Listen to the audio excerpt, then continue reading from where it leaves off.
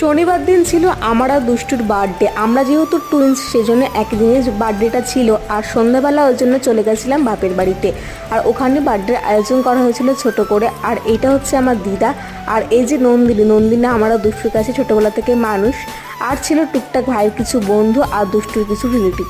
যাই হোক, সবাই মিলে বেশ সন্ধ্যাটা কাটবে আমাদের। আর মা দিয়ে দিচ্ছে আমার মুখে একটু ঠাকুরকে দেয়া পায়েস। আর এই যে কেকও চলে এসেছে, বেশ চকলেট কেক।